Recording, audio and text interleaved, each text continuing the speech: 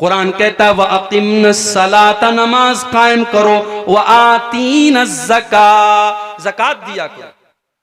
औरत जो जेवर पहनती है, औरत जो कंगन पहनती है, जो गले में हार पहनती है, जो कान में ईयररिंग पहनती है, अगर सोने का हार है, सोने का जेवर है और 85 ग्राम या उससे ज्यादा का है, और चांदी का जेवर है और 595 ग्राम या उससे ज्यादा है, उस पर साल में 2.5% ज़कात देना है। औरत को अगर शौहर ज़कात निकालते बहुत अच्छी बात है, अगर शौहर नहीं निकाल रहा है तो बीवी को उसकी ज़कात निकालनी पड़ेगी।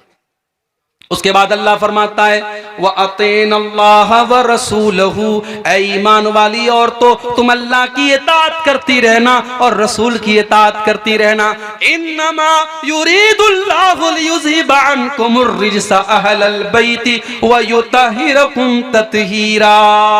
ऐ नबी के घर की औरतों, अल्लाह ये हुक्म इसलिए दे रहा है क्योंकि अल्लाह तुमको हर गंदगी से पाक और साफ करना चाहता है। उसके बाद फरमाया वज़कुरना मा युतला फी बुयूतिकुन्ना मिन आयातिल्लाहि वल हिकमा। ऐ नबी की औरतों, तुम्हारे घरों में कुरान और हदीस का दर्स होता है, कुरान पढ़ा जाता है और हदीस पढ़ी जाती है, उसको याद किया करो। आज हमारी औरतें कुरान और हदीस क्या याद करेंगी? बरेली का न्यूज आपने सुना होगा, मदरसे में पढ़ी हुई लड़की आज मुर्तद हो गई और किसी गैर के साथ भाग गई। ये हालात हो गए हमारे मुल्क के। हमारी मुसलमान बहन गैरों के साथ फरार हो रही है। मेरे भाइयों, कहीं ना कहीं पानी मर रहा है, कहीं ना कहीं हमारी तरबियत में कोताही है। हमने अपनी बच्चियों को कुरान तो पढ़ा दिया किसी मौलवी साहब के जरिए, मगर कुरान का मतलब नहीं पढ़ाया। हमने अपनी बच्चियों को कभी मदरसे में नहीं भेजा। बच्चियां स्कूल गई, कॉलेज गई, यूनिवर्सिटी गई, पढ़ तो लिया, लिख तो लिया, एजुकेटेड तो बन गई, मगर हमारी बच्चियों को दीन के बारे में कुछ नहीं पता। अल्लाह के वास्ते होश का नाखून लो, अपनी बच्चियों को दीन सिखाओ, अपनी बच्चियों को इस्लाम सिखाओ, अपनी बच्चियों को तौहीद सिखाओ। इसीलिए हजरत अली फरमाते हैं कि कुरान की जो ये आयत है, अल्लाह फरमाता है कू अनफुसकुम व अहलीकुम नारा, अपने घर वालों को जहन्नम की आग से बचाओ। हजरत अली कहते हैं इसका मतलब क्या है? अल्लिमूहुम व अद्दिबूहुम, अपने घर वालों को दीन सिखाओ। ये मदरसे जहां बच्चे बच्चियां पढ़ रहे हैं, इन मदरसों के लिए आज भीख मांगनी पड़ती है। आज हमारे बंगाली जबान में वो बेचारे नज़्में पढ़ पढ़ के और शेर पढ़ पढ़ के आपसे चंदा मांगते हैं। होना तो ये चाहिए था आप खुद आगे बढ़ के देते। जिसकी 10,000 की ताकत है वो 10,000 देता, जिसकी 1 लाख की ताकत है वो 1 लाख देता। इन मदरसों के लिए भीख न मांगनी पड़ती। मगर हाय, आज इन मदरसों को हमने इतना कमजोर बना दिया। जब तक घर घर जाके लोग भीख न मांगे, ये मदरसे नहीं चल सकते। मेरे भाइयों, अपनी बच्चियों और बच्चों को इन मदरसों में दीन की तालीम दो, तभी आपकी बच्चियां बच सकती हैं। और कुरान ये भी कह रहा है मुसलमान के घर में कुरान और हदीस का दर्स होना चाहिए। इसलिए वक्तन फवक्तन,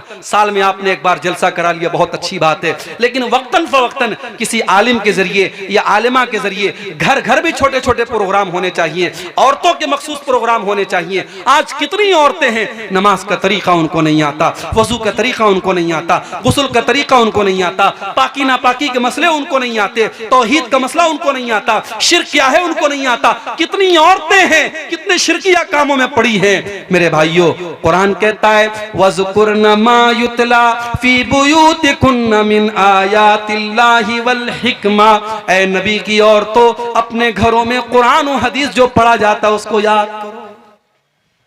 और आखिरी 2 बात बयान करके बात खत्म कर रहा हूं, क्योंकि आप सर्दी में बैठे हैं, मुझे एहसास हो रहा है। मैं इस स्टेज पर बैठा हूं, यहां लोग बैठे हैं, सर्दी कम महसूस हो रही है, आपको ज्यादा महसूस हो रही होगी। 2 बातें और आपके सामने रखता हूं।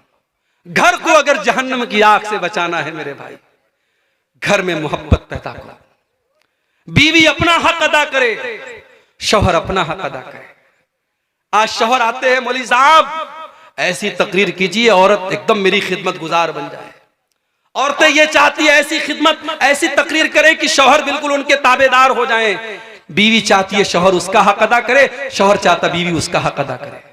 आओ अपने नबी के पास चलते हैं। अल्लाह के प्यारे नबी सल्लल्लाहु अलैहि वसल्लम से पूछा गया अय्युन निसाई खैर, अय अल्लाह के नबी कौन सी औरत सबसे अच्छी औरत है? बड़े गौर से सुनना मेरी माओ, रात रात भर आपने तहज्जुद पढ़ लिया होगा। हो सकता है आपने हर महीने 3-3 नफली रोजे रखे होंगे। हो सकता है आप रोजाना 5-5 पारे कुरान की तिलावत करती होंगी, मगर अल्लाह के नबी से जब पूछा गया कि कौन सी औरत सबसे अच्छी औरत है, नबी ने फरमाया 3 क्वालिटी जिसके अंदर पाई जाए, 3 चीजें जिस औरत के अंदर पाई जाए वो सबसे अच्छी औरत है। अल्लती तसुर्रुहु इज़ा नजर, जब शौहर देखे तो खुश हो जाए। या तो उल्टी बात है, शौहर घर में आता है, बाल बिखरा है, कपड़े महक रहे हैं पसीने से, तेल की बदबू आ रही है, मसाले की बदबू आ रही है। हाँ, शादी में जाना है तो 1 घंटे वो पूरा मेकअप करेगी, पूरे चेहरे पर क्रीम पोतेगी और पाउडर लगाएगी। और आजकल तो माशाल्लाह ऐसा ऐसा मेकअप चल रहा है कि अगर औरत जो है उसके मोबाइल पर अगर वो फेस लॉक लगा ले और मेकअप करके अपने मोबाइल पर फेस वो ओपन करने की कोशिश करे तो मोबाइल कहेगा मोहतरमा कौन है आप। बच्चा नहीं पहचानेगा मां को, ऐसा मेकअप हो रहा है ब्यूटी पार्लर के अंदर। तो शौहर के लिए कोई मेकअप नहीं कर रही है, जबकि तेरे मेकअप का हकदार तेरा शौहर है।